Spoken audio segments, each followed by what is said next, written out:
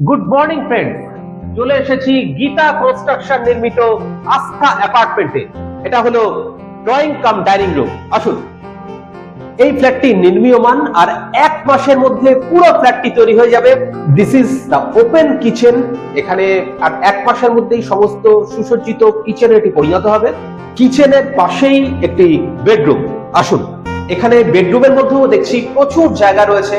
খাট ছাড়াও আরো অনেক কিছু আপনি রাখতে পারবেন। সামনে এমস রয়েছে, আপনি এমস কে উপভোগ করুন। ড্রয়িং রুমের পাশেই রয়েছে একটা কমন টয়লেট। আসুন, আরেকটা বেডরুমে যাই। এটা আরেকটা বেডরুম, প্রচুর স্পেসিয়াস জায়গা। এখানে খাট ছাড়াও আপনি আরো অনেক কিছু রাখতে পারবেন।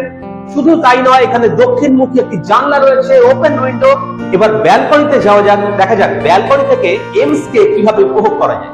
এই দেখুন ব্যালকনি, জাস্ট 2 মিনিটের হাঁটা রাস্তা কল্যাণী এমস।